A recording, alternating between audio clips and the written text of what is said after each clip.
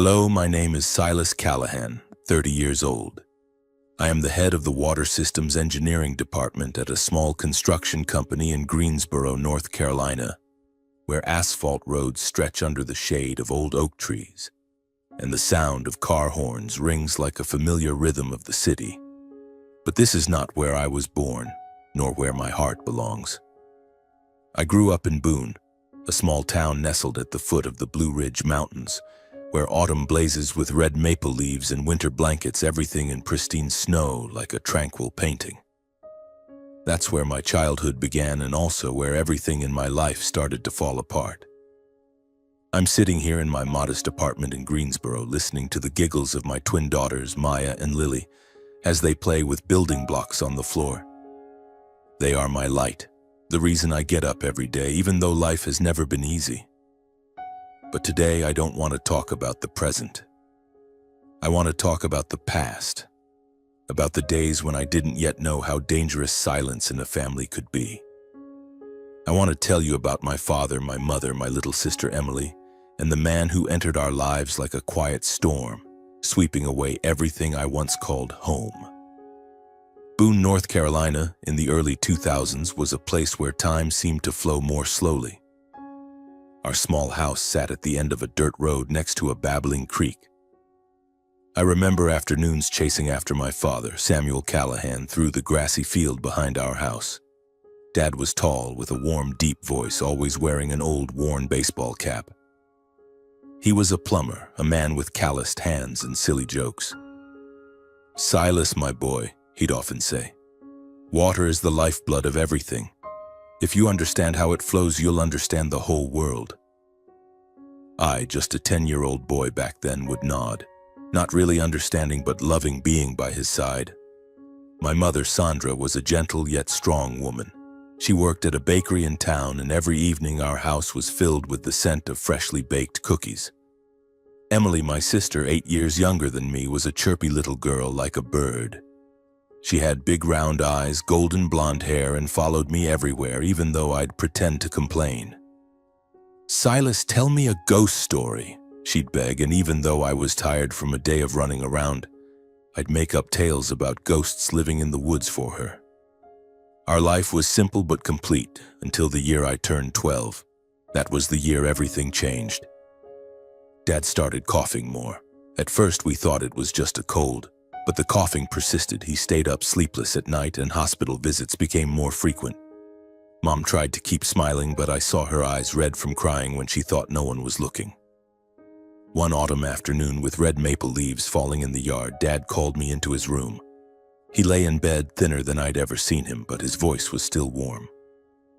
"Silas," he said, taking my hand, "take care of Mom and Emily, okay? You're the man of the family now." I nodded, trying to hold back tears, but inside I wanted to scream that he wasn't allowed to leave me. 2 months later, Dad passed away from lung cancer. I'll never forget that day. Mom sat motionless on the couch, holding Emily tightly, while I stood in the yard watching the creek flow, feeling like the whole world had collapsed beneath my feet. After Dad's death, our house became eerily quiet. Mom still baked, still took care of us, but the light in her eyes was gone. Emily, only 4 years old, didn't understand what was happening, but she felt the emptiness. She stopped singing her silly songs and clung to me even more. I, a 12-year-old boy, didn't know how to fill the void Dad left behind. I just tried to make Mom smile, though her smiles grew rarer. 4 years passed, but the pain never truly left. It just lingered, like a shadow. At 16, I started working part-time at a grocery store to help Mom out. Emily, now 8, was still the chirpy girl, but I noticed she often asked about Dad, as if trying to hold on to a memory she couldn't fully recall. "Silas, did Dad like to sing?" she asked once as we sat by the creek. I told her about the times Dad sang off-key and we both laughed, but I knew she was trying to keep him alive in her mind. Then one day, Mom came home with a strange smile. "I met someone," she said, her voice soft but hopeful. That someone was Raymond Holloway, a wealthy man who owned a real estate company in the outskirts of Boone. He was always impeccably dressed in suits and flashed a smile that I found insincere from the start. "He's kind, Silas," Mom said. "He wants to help us." Raymond entered our lives like a strange breeze. He gave Mom flowers, took her out to dinner, and even bought Emily an expensive doll. With me, he'd pat my shoulder, call me sport, and say things like, "You're going to do big things, Silas." But there was something in his eyes, cold, calculating, that made me shudder. I couldn't explain it, but it felt like he was playing a role in a script only he knew. Just a few months later, Mom announced that she and Raymond were getting married. I wanted to protest, to tell her I didn't trust him, but I saw the light return to her eyes. For the first time in 4 years, she smiled genuinely. I couldn't take that away from her. So I stayed silent. We moved into Raymond's mansion, a large house on a sprawling estate surrounded by tall pine trees. Compared to our old house, this place was like a palace. There was a living room with a grand fireplace, a dining room with a polished wooden table, and a backyard so big I could kick a soccer ball all day without hitting the fence. Emily loved running around the house, and Mom seemed relieved not to worry about money anymore. But for me, this place never felt like home. It was too perfect, too cold, like a beautiful painting without life. Raymond, as I suspected, wasn't the kind man Mom saw. He controlled everything subtly. He decided what Mom wore, what she ate, even how she arranged the furniture. "Sandra, you don't need to work anymore," he'd say, his voice sweet but sharp. "I'll take care of you." Mom nodded, thanking him, but I saw her grow quieter, as if she was slowly becoming a different version of herself. With Emily, Raymond was overly affectionate. He'd stroke her hair, call her little one, and give her gifts: a dress, a pair of shoes, a necklace. Emily, only 8, didn't find it strange, but I did. I saw the way he looked at her, the way he stood too close when teaching her to play chess.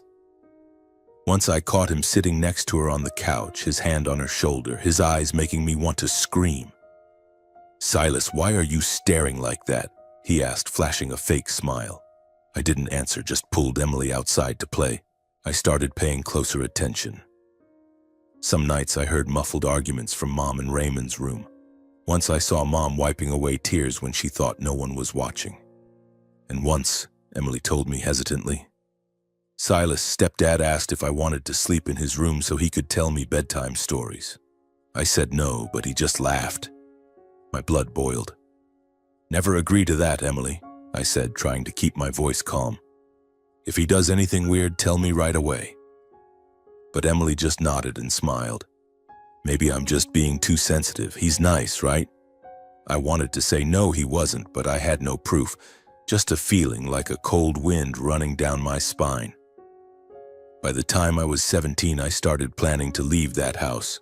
I couldn't stand the suffocating pretense of Raymond's world. I worked more hours at the grocery store, saved money, and told Mom I didn't want to go to college. I wanted to learn plumbing and become a plumber like Dad. Mom supported me, but I could see her sadness. "Are you sure, Silas?" she asked. "Raymond said he could cover college costs for a better future." I shook my head. "I want to do it on my own, Mom." In truth, it wasn't just about independence. I wanted to escape Raymond, his gaze, the unease he brought.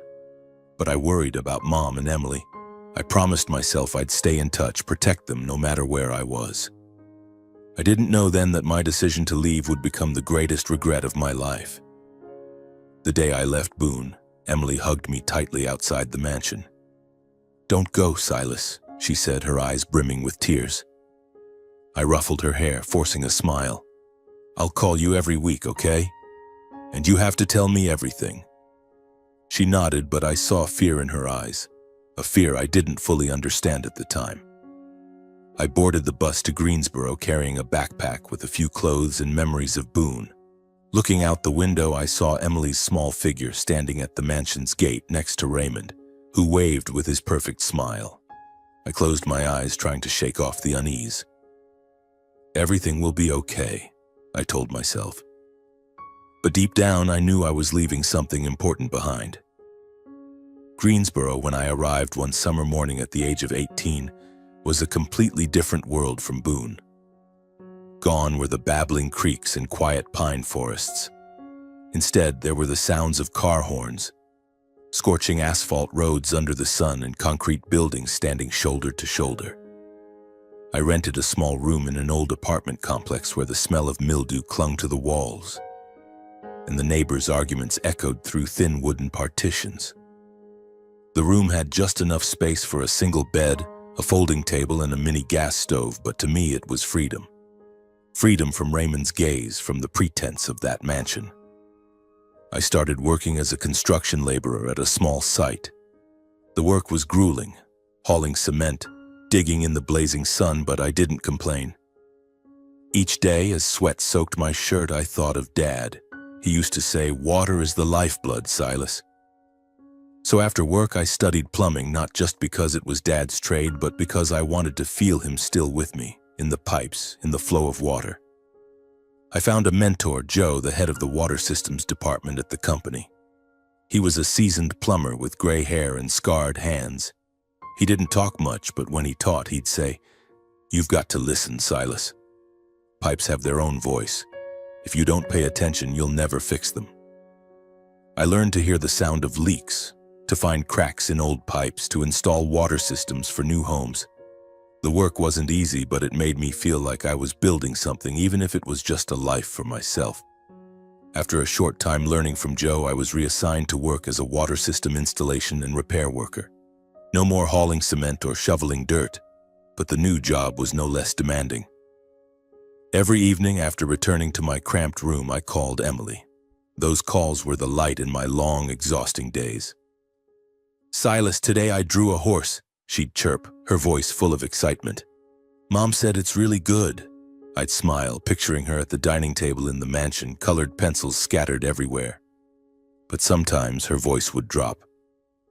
"Stepdad got me a new dress," she said once when I asked what she was up to. But he kept watching me try it on. It felt weird. I gripped the phone tightly, the unease from my Boone days flooding back. I tried to stay calm, but inside a fire was raging. "If he does anything strange, you tell me right away, got it?" I said, my voice trembling with worry. Emily just laughed softly. "Okay, I know." After hanging up, I felt like she was trying to reassure herself more than me. Life in Greensboro wasn't easy. I worked from dawn till dusk, sometimes weekends too, just to cover rent and food. But I never forgot to call Emily. Those calls were how I kept my promise to Dad, to take care of her. Hearing her voice made Boone feel not so far away, like I could still protect her despite the hundreds of miles between us. When I was 21, my life changed again. I met a woman named Jessica at a small coffee shop near the construction site. She was a waitress with curly brown hair and a smile that made my heart skip a beat. Jessica was different from me.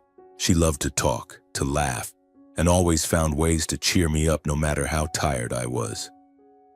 We fell in love quickly, as if we were both searching for something to fill the voids in our hearts. Just 6 months later, we got married in a small ceremony at City Hall with a few friends and Joe as witnesses. The next year, Jessica gave birth to twin girls, Maya and Lily. When I held them for the first time, I felt something I hadn't felt since Dad died. A deep connection, like I'd found a reason to live. Maya, the older by a few minutes, had bright eyes and a curious nature. Lily, smaller and lighter, was gentle, smiling even in her sleep. Looking at them, I vowed to do everything to give them a better life than I'd had. But life didn't go as I dreamed. Jessica started to change after the birth. She became irritable, often arguing with me about money, my extra shifts, the cramped apartment we lived in. "You're never home, Silas," she yelled one night when I came back late, covered in dirt from the site. "I can't keep living like this." I tried to explain, to hold her, but she pushed me away. One morning, when Maya and Lily were just 2 years old, I woke up to a note on the kitchen table. "I'm sorry, Silas. I can't do this anymore. Take care of the girls." Jessica was gone, without a goodbye, without a trace. I became a single father overnight. Our rundown apartment was now just me and my two girls. Those first days, I barely slept. By day, I worked at the site, fixing pipes with hands trembling from exhaustion. At night, I changed diapers, made formula, and sang lullabies to Maya and Lily. My off-key voice no better than Dad's. Some nights, when both girls cried at once, I'd collapse on the floor, head in my hands, wondering if I could do this. But then I'd look into their clear, innocent eyes and know I couldn't give up.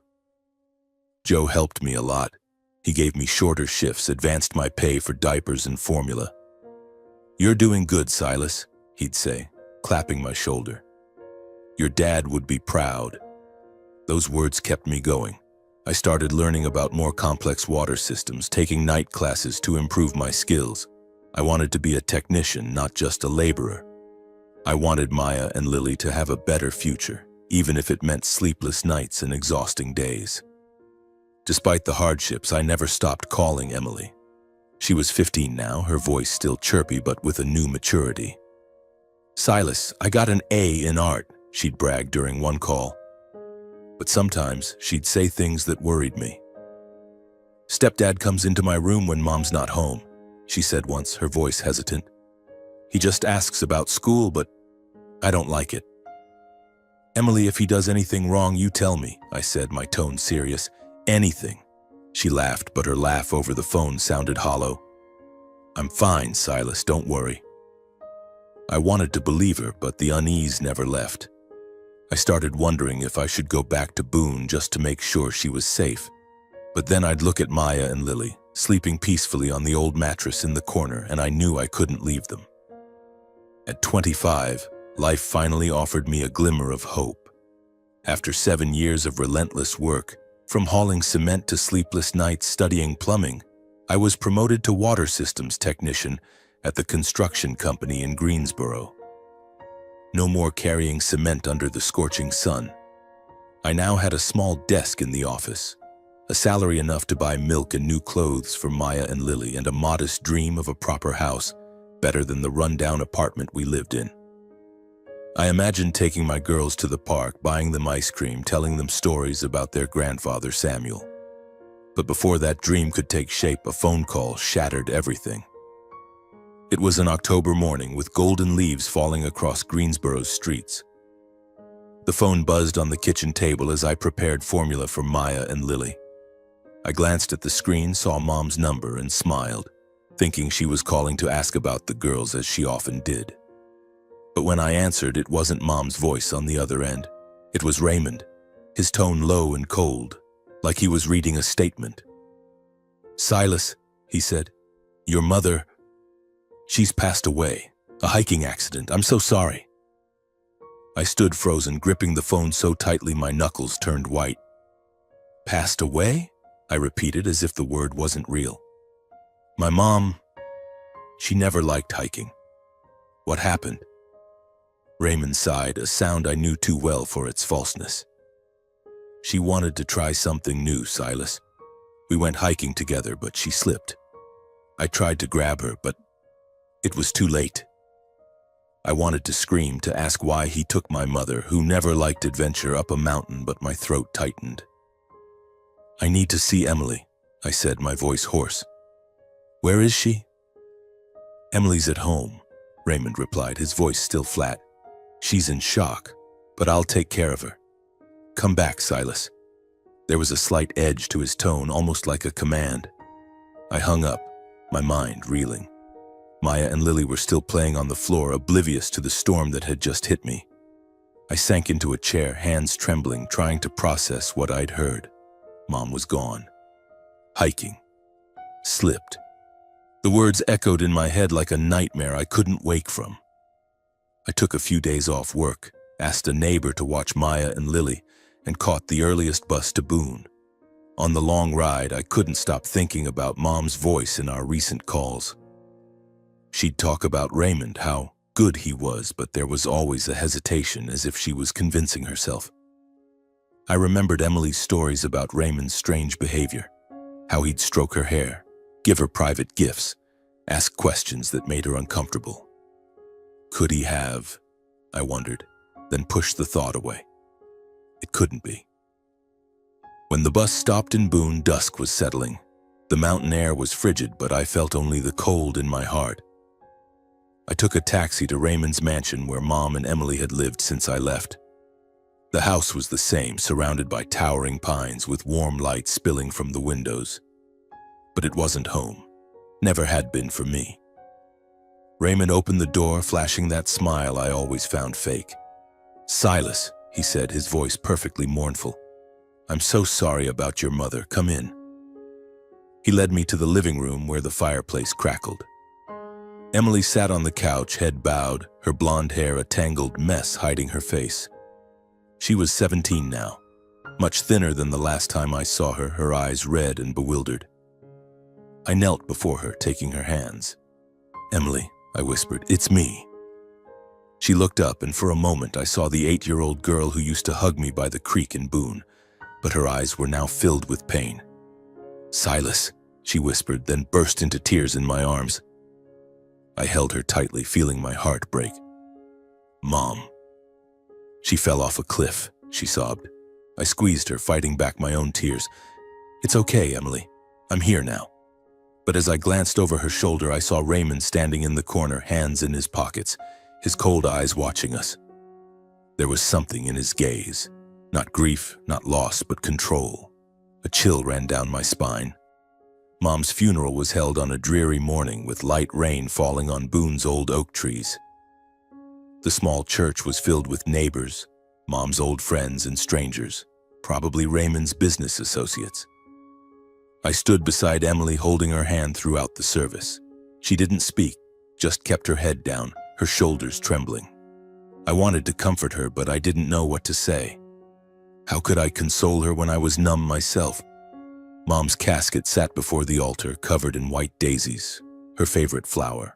I stared at it, trying to picture her face, her gentle smile, but all I could see was her in her final days, her eyes empty when she spoke of Raymond.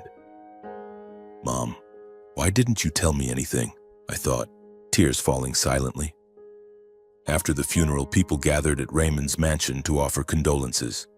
I stood in the corner of the living room, watching strangers pass by, offering hollow words of comfort. Emily sat curled up on a chair, clutching a pillow, her eyes staring into nothing. Raymond moved through the crowd, playing the grieving husband perfectly. He shook hands, thanked people for coming, even hugged a few, his eyes misty. But I didn't believe it. I couldn't. I pulled Emily to the backyard where the air was crisp and smelled of pine. "Emily," I said, sitting beside her on a wooden bench, "tell me what happened, exactly what happened." She looked at me, her eyes confused.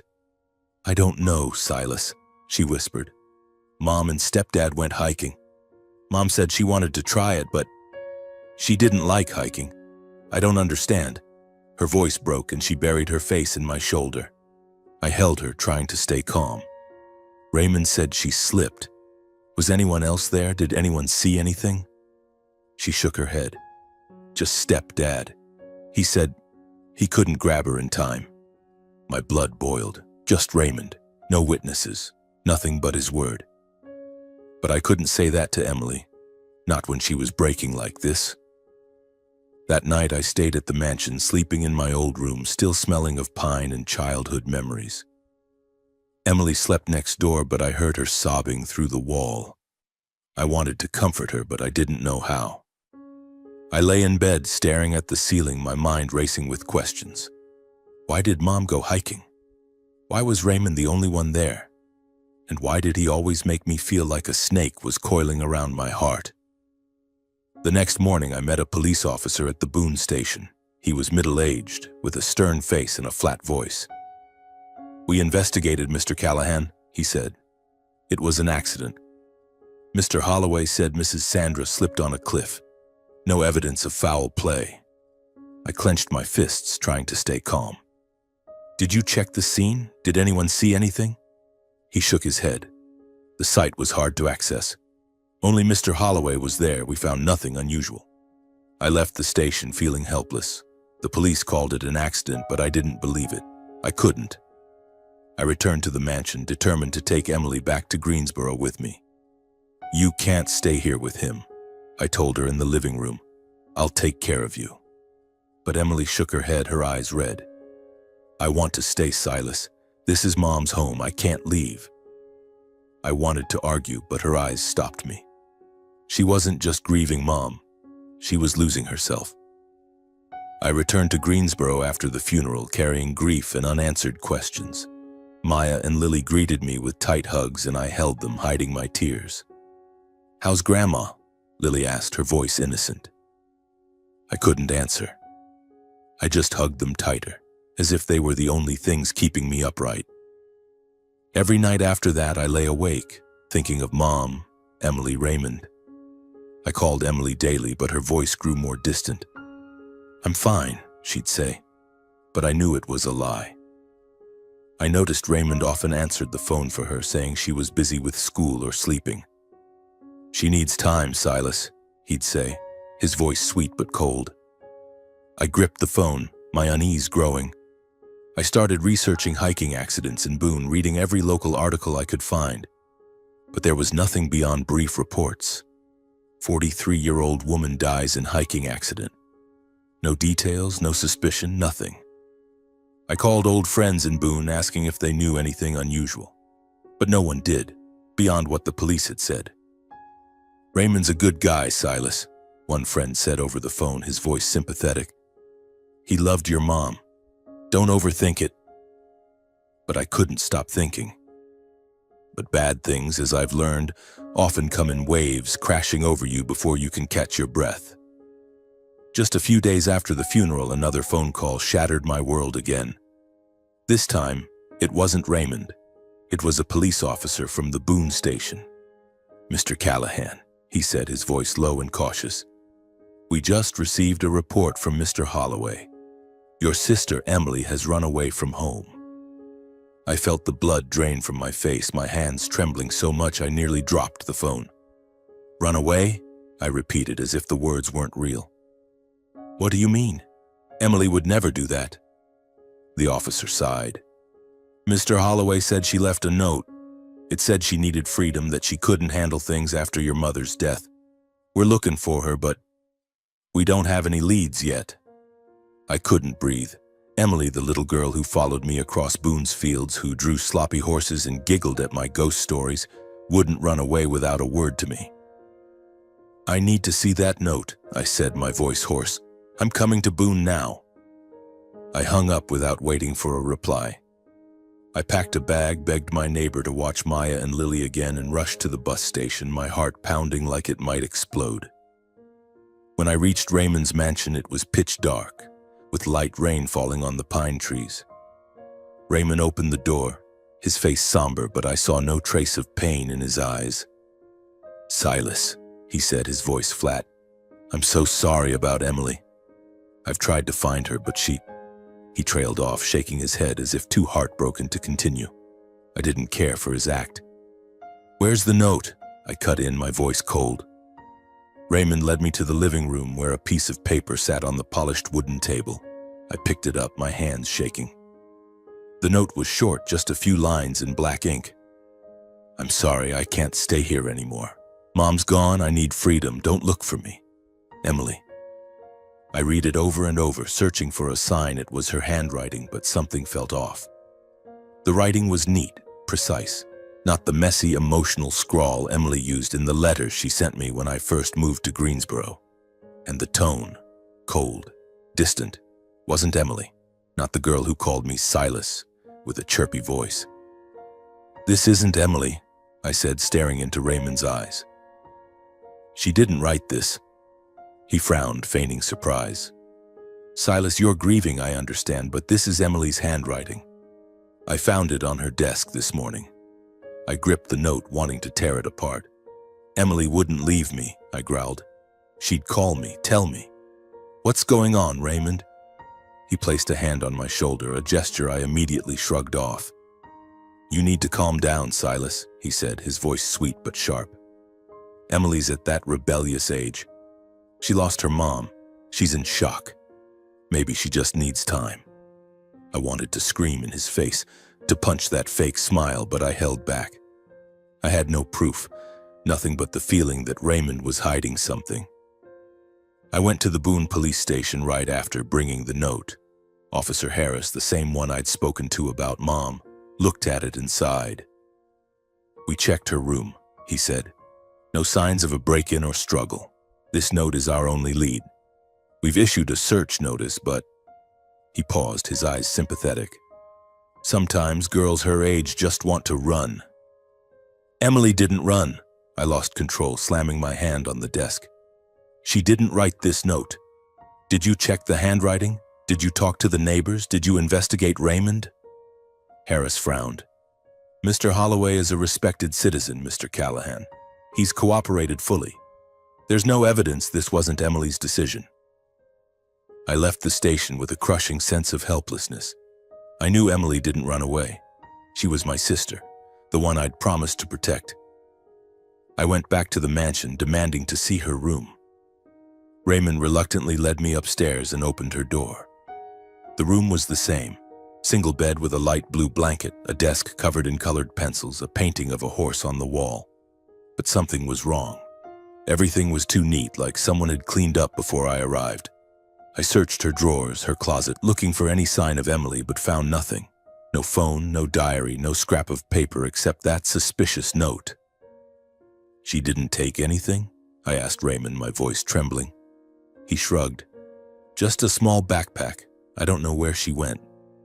I stared into his eyes, searching for a crack in his composure, but he was too perfect, too calm. I left the mansion feeling like I was fighting a shadow. Back in Greensboro, I couldn't sit still. I posted about Emily on every local forum, put up flyers across Boone and Greensboro, called her friends, even asked old neighbors. No one had seen her. No one knew anything. I called Raymond daily, asking if he'd found any leads, but his answer was always the same. "I'm doing my best, Silas."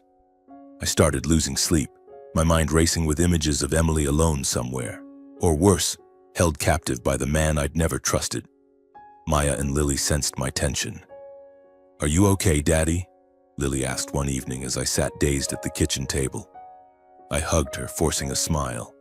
But inside I feared I'd broken my promise to Dad, to Mom, and to Emily herself. A year passed since Emily disappeared, but the pain and unease never left me. Every day I woke up hoping for a call, a message, any sign that she was still alive. I put up more flyers in Greensboro, called the Boone Police weekly, but the answer was always the same. "No new leads, Mr. Callahan." The note Raymond provided remained the only evidence, but I couldn't accept it as truth. Emily wouldn't leave without a word to me, not her. I tried to keep life going for Maya and Lily. The girls, now 5, were constantly chattering and running around the small apartment with their clear, joyful laughter. But even the happiest moments, when Maya drew a sloppy picture of our family or Lily sang an off-key nursery rhyme, couldn't erase the emptiness inside me. I looked at my daughters and saw Emily in their eyes, in their innocent smiles. I told myself I had to be strong, not just for them, but for the promise I made to Dad to protect my sister. My job at the construction company remained steady. I was now a respected water systems technician, often assigned complex projects. But one autumn morning, my boss called me into his office with an offer that made my heart race. "Silas," he said, "we've got a big project in the outskirts of Boone. A new resort. I want you to lead the water systems team there. Are you willing to move there for a few months?" Boone. Just hearing the name twisted my stomach. It was where Mom died, where Emily vanished, where childhood memories were tainted by Raymond's shadow. But I had no choice. The project was a chance for a raise, to save enough to give Maya and Lily a better home. "All right," I said, though I wanted to scream no. "I'll do it."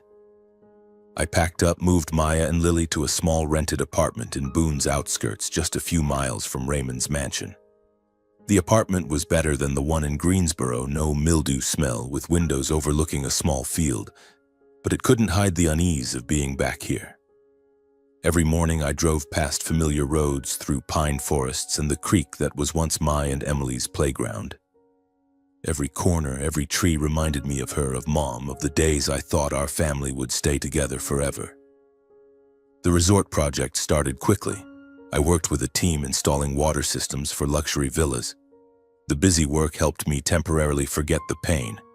But every evening, returning to the apartment and seeing Maya and Lily play on the floor, I thought of Emily. I still called the police, checked online forums, but there was nothing new. Emily had vanished into thin air. Then one day, while reviewing blueprints at the site, my phone buzzed. It was Raymond. I nearly dropped my pen. I hadn't spoken to him since our last encounter at the police station, when I questioned him about Emily's note. "Silas," his voice came through, sweet but cold as always. "I heard you moved back. Why don't you visit? Bring the girls. The mansion has a big yard, a housekeeper to look after them. They'll love it." I gripped the phone, feeling like a snake was slithering over me. "I'm busy, Raymond," I said, trying to keep my voice calm. But he didn't give up. "Come on, Silas, we're family. Maya and Lily would enjoy the backyard. I just want to help." I wanted to refuse, to yell that he wasn't my family, but I thought of the girls. Maya and Lily had been cooped up in the apartment all week, and I hadn't had time to take them out. "I'll think about it," I replied, then hung up.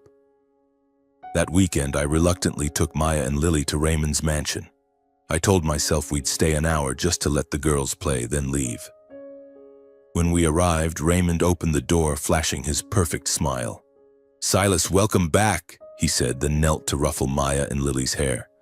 "These little princesses are growing so fast." My girls smiled shyly while I stood there, hands clenched, watching his every move. The mansion was unchanged, vast, cold, with white walls and polished furniture. The housekeeper, a middle-aged woman named Helen, took Maya and Lily to the backyard, where a large garden had swings and a slide. "Go play, girls," I said, forcing a smile. But as they ran off, I turned to Raymond, my voice low. "We're not staying long. This is just for the girls." He nodded, his eyes glinting with something I couldn't read. "Whatever you say, Silas. I just want the girls to have fun." We sat in the living room and he started talking about his real estate business as if to distract me. But I wasn't listening. I was thinking of Emily, the note, Mom. I wanted to confront him, but I knew he'd just repeat his lies. That afternoon, Maya and Lily played happily in the backyard. I stood by the glass door watching them run and giggle as Helen pushed the swings. But something kept me from relaxing. I saw Raymond standing at the edge of the yard, watching the girls with the same look he'd given Emily, a look that made me shudder. I wanted to call them back immediately, but I didn't want to scare them. "One more hour," I told myself, then we'd leave. When we left the mansion, Maya and Lily were still chattering, talking about playing hide and seek with Helen. I breathed a sigh of relief, thinking everything was fine. But the next morning, everything changed. Maya, my talkative, curious girl, went completely silent. She sat in a corner of the room, clutching her old doll, staring into space. I knelt beside her, taking her hand. "Maya, what's wrong? What happened?" But she didn't answer, just shook her head, lips pressed tight. Panicked, I turned to Lily. "Lily, what happened? Was anything strange at Grandpa's house yesterday?" Lily hesitated, her big eyes filled with worry. "We played hide and seek," she said, her voice tiny. Maya was looking for me, and then she just sat down quietly and didn't talk anymore. I hugged Lily, trying to stay calm, but a storm was raging inside me. "Did Maya go anywhere? Did she meet anyone?" I asked. Lily shook her head. "I don't know, Daddy. She just went quiet." I took Maya to the doctor that day. The doctor examined her, saying there was nothing physically wrong, but that she might have experienced a psychological shock. A shock? What could have caused that? I asked, my heart pounding. The doctor shook his head. "Sometimes kids react strongly to changes or unexpected events. Keep an eye on her and give her time." But I couldn't wait. I went back to Raymond's mansion that evening, leaving Lily with the neighbor and holding Maya tightly in my arms. Raymond opened the door, feigning surprise. "Silas, what's wrong? Back so soon?" I didn't waste time. "Maya hasn't spoken since yesterday, Raymond, after playing here. What happened?" He frowned, his voice dripping with sympathy. "I don't know, Silas. The girls just played with Helen. Maybe she's just tired. But I didn't believe him. I couldn't. I stared into his eyes, searching for a crack, but he was too perfect, too calm. "If I find out you did anything to my daughter," I growled, leaving the sentence unfinished. Raymond just smiled, patting my shoulder. "You're too stressed, Silas. Take the girls home and rest." That night I lay awake, holding Maya close. She was still silent, her eyes wide but empty. I thought of Emily, of Mom, of Raymond. Something was happening in that house, and I knew it was tied to him. I had no proof, but I felt it in my bones. I swore to myself I'd find the truth, not just for Maya, but for Emily, for Mom, and for myself. The days that followed were a taut wire of tension. Maya still didn't speak a word, despite my every effort to draw her out of her silence. Then one day she started drawing. Maya's first drawing was a chaotic mess of red, black, and blue lines. I didn't understand it, but I praised her, hoping it would encourage her. But day by day, her drawings changed. She began sketching the same image repeatedly. A large bookshelf, reaching the ceiling, filled with black-covered books and a small hidden door behind it. In some drawings, there were red scribbles like streaks of blood and small, distorted human figures with faces twisted as if screaming. A chill ran through me as I looked at those drawings. "Maya, what's this?" I asked, pointing to the bookshelf. She didn't answer, just kept drawing, her small hands trembling. I turned to Lily, who was playing with a doll in the corner. "Lily, did Maya ever say anything about a bookshelf? Was there a big one at Grandpa's house?" Lily thought for a moment, then nodded. "Yeah, Daddy. In Grandpa's office. He said we weren't allowed in there." The office. I remembered my time living in Raymond's mansion. He had a room at the end of the hall, always locked, one that Mom and Emily were never allowed to enter. I called Maya's therapist, describing the drawings in her silence. "It could be her way of processing something she witnessed," the therapist said. "She may have experienced something traumatic. You should investigate further, but be careful. Don't push her." I hung up, my mind reeling. Investigate further. But how, when I had no evidence, no leads, just the scribbled drawings of a 3-year-old? I started planning to sneak into Raymond's office. I knew it was risky, but Maya's drawings, her whispers, and memories of Emily wouldn't let me sit still. I waited for a night when Raymond was away. The opportunity finally came. It was a rainy evening, the drizzle masking my footsteps as I climbed over the back fence. I knew Helen, the housekeeper, slept downstairs, so I had to be careful. I used a paperclip to pick the lock on the back door, a trick I'd learned from Joe while working on old houses. My heart pounded as I stepped into the dark hallway, lit only by faint moonlight through the windows. Raymond's office was at the end of the hall, its heavy wooden door locked as always. I tried the paperclip, but the lock was more complex than I expected. After minutes of fumbling, I heard a soft noise downstairs, Helen's footsteps. I held my breath, pressing myself against the wall, praying she wouldn't come up. Thankfully, the sound faded and I kept working. Finally, the lock clicked open. I pushed the door and stepped inside, turning on my phone's flashlight. The office was as I'd imagined. A large wooden desk, a leather armchair, and a massive bookshelf covering one wall. It was exactly like Maya's drawings, with black-covered books neatly arranged. I approached, my heart racing. There was something behind this bookshelf, I was sure of it. I felt along the edges, pulled at books, hoping for a secret mechanism like in the movies. Then under the desk I found it, a small button hidden in a wooden crevice. I pressed it, my breath catching. A low crack sounded and the bookshelf began to move, slowly revealing a small iron door. I froze, feeling the blood in my veins turn to ice. From behind the door came a faint sound, not a scream but a moan like an injured animal. I opened the iron door, its rusty hinges creaking in the darkness. A narrow, damp staircase led downward, the smell of mold and metal hitting my nose. I descended, each step cautious, the flashlight trembling in my hand. The air was freezing, like stepping into a tomb. When my feet hit the basement floor, the light revealed a scene that stopped my heart. On an old metal bed under a dim bulb was a girl. As I shone the flashlight on her, I recognized her. It was Emily. My sister, who I thought was gone forever, lay there, gaunt and skeletal. Her hands and feet were lightly chained to the bedframe, her blonde hair matted, her eyes wide but dull, as if she'd forgotten what light was. "Emily," I whispered, my voice choking. I knelt beside her, tears streaming uncontrollably. "Emily, it's me. Silas." She looked at me, her eyes wild, as if she didn't dare believe. "Silas?" she mumbled, her voice weak and broken. "Is it really you?" I nodded, pulling her into my arms, feeling her frail body tremble. "It's me, Emily. I found you." Her tears soaked my shirt as she sobbed, the choked cries of years we thought we'd lost each other forever. I checked the chains on her wrists. They were thin but sturdy, locked with a small padlock. I used my pocket knife to pry them open, my hands shaking so much I nearly dropped it. "I'm getting you out of here," I said, my voice firm despite the chaos inside me. Emily shook her head, her eyes filled with fear.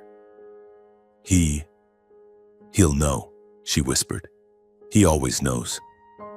I squeezed her hand. "He can't hurt you anymore. I'm here now." When the lock snapped open, I helped Emily sit up. She was so weak she could barely stand, and I had to carry her up the stairs. Each step was a battle against fear.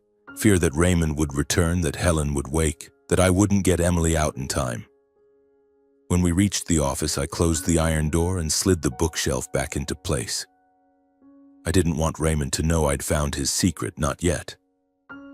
I carried Emily out through the back door, holding her like a child. She was terrifyingly light, as if time had drained her life away. I placed her in the front seat of my pickup, wrapping her in my jacket to keep her warm. "Are you okay?" I asked, my voice trembling. Emily nodded weakly, but her eyes were still dazed. She whispered something I couldn't hear clearly. I held her hand, fighting the rage burning in my chest. "Don't talk now, Emily. I'll take care of everything." I drove to the apartment, my mind racing with questions. Why had Raymond kept Emily locked away? What had he done to her for the past year? And Maya? Had she seen that basement, heard Emily's moans? I glanced at Emily, now asleep in the seat, and guilt weighed on me. I'd left her behind, failed to protect her as I'd promised Dad. At the apartment, I carried Emily inside and laid her on the bed. Maya and Lily were still at Mrs. Carter's, and I knew I had to act fast. I called Maya's therapist, saying I needed to see her immediately. "I found my sister," I said, my voice shaking. She was held captive. I need help."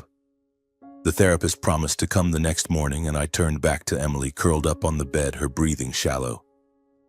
I sat by her side all night, holding her hand, afraid she'd vanish again. Emily woke a few times, mumbling disjointed words. "He said, Mom wasn't an accident," she whispered in a brief moment of clarity. My blood froze. "What do you mean, Emily?" I asked, but she'd already drifted back to sleep. Those words, though vague, confirmed my deepest suspicion. Raymond wasn't just holding Emily captive. He was connected to Mom's death. The next morning, the therapist arrived and examined Emily. "She's severely malnourished, physically and mentally," she said. "She needs to go to the hospital immediately, and we must call the police." I nodded, but I knew the Boone police had once called Raymond a model citizen. I needed evidence, something to pin him down. I thought of Maya, her drawings, and realized she might have seen the basement, heard Emily. That's why she went silent. I knew I had to act quickly. Raymond would return soon, and if he found Emily gone, he'd cover his tracks. I took Emily to the hospital, where doctors treated her and called the police. But I didn't put my faith in them. Back at the apartment, I gathered Maya's drawings and wrote down every detail I could recall about the basement. I wouldn't let Raymond get away, not after what he'd done to my family. Boone Hospital in the early morning was a chaotic place, with the hurried footsteps of nurses and the sharp smell of antiseptic in the air. I sat by Emily's bedside, holding her hand as doctors examined her. She was so thin her skin clung to her bones, her eyes dull from hunger and fear. She's severely malnourished and shows signs of serious psychological trauma, one doctor told me, his voice heavy with sadness. We've called the police. They'll be here soon. By noon, Officer Harris arrived at the hospital. He looked at Emily, then at me, his eyes filled with skepticism. Mr. Callahan, he said, you say you found her in a basement under Mr. Holloway's house? Do you have any proof? I clenched my fists, fighting to keep my anger in check. Proof? She's lying right here, chained up in a basement for a year. My daughter's drawings. They show the bookshelf and the door to the basement. What more do you need? Harris took notes, but I saw hesitation in his eyes. We'll investigate, he said. But Mr. Holloway is a respected figure here. We need clear evidence before arresting anyone. I wanted to scream, to punch the wall, but I knew it wouldn't help. I handed him Maya's drawings and described the basement in detail, the button under the desk, the iron door. Go there now, I said, my voice trembling. He'll cover it up if you wait. I couldn't stay still in the hospital. I left Emily in the doctor's care and drove back to Raymond's mansion. I needed to ensure the police found the basement before he returned. When I arrived, 2 police cars were parked at the gate. Harris and another officer were talking to Helen, the housekeeper, who looked frantic, shaking her head as they asked about the basement. I approached, my voice firm. The basement's under the office, I'll show you. Harris glanced at me, then nodded. All right, Callahan. But if this is a mistake, you're in big trouble. I didn't care. I led them to the office, pointing to the bookshelf and the button under the desk. When Harris pressed it, the bookshelf slid open, revealing the iron door. The second officer shone a flashlight down the narrow staircase. The smell of mold and metal wafted up, and I saw Harris frown. They descended into the basement, and I followed, my legs shaking. The basement was small and cold, with the metal bed where I'd found Emily. The chains were still there, along with a few tattered blankets and a filthy bucket in the corner. Harris turned to me, his expression now grave. We'll bring Holloway in, he said, but we'll need you to answer more questions. I left the mansion and went to the police station. That evening, Raymond was arrested as soon as he returned from Raleigh. I wasn't there, but Harris called to inform me. Holloway denies everything, he said. He claims you're making it up to smear him. But the basement and Emily's condition are undeniable evidence. I gripped the phone, feeling as if a weight had been lifted from my chest. But I knew the story wasn't over. Emily had whispered that Mom's death wasn't an accident. I needed the truth, not just for Emily, but for Mom, for Maya, and for myself. In the days that followed, the police dug deeper. They searched the entire mansion, collected DNA from the basement, and questioned Helen.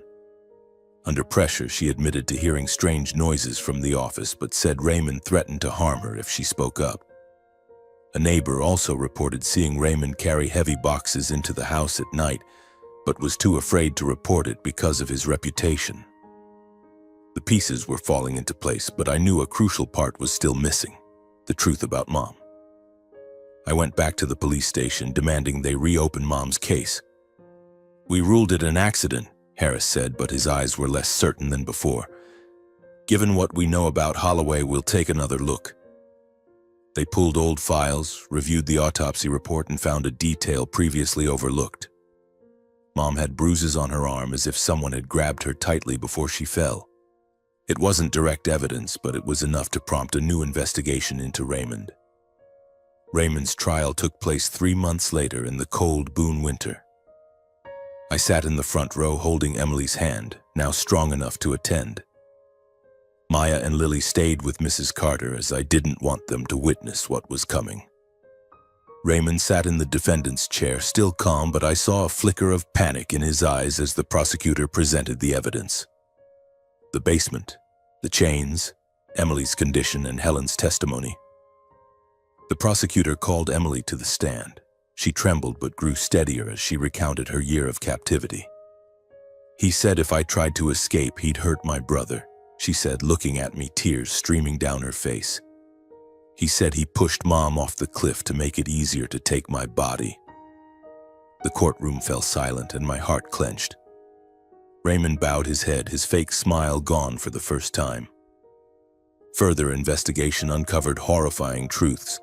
Raymond hadn't just held Emily captive, he'd abused her for a year. He forced her to write the note to cover his crimes. As for Mom's death, police found a witness, a hiker nearby, who claimed to have seen Raymond push a woman off a cliff but was too scared to report it due to his reputation.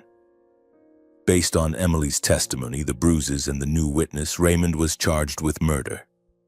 The trial ended with Raymond sentenced to life without parole for kidnapping, unlawful confinement, sexual abuse, and murder. As he was led away, I looked into his eyes, no longer smiling, only defeated.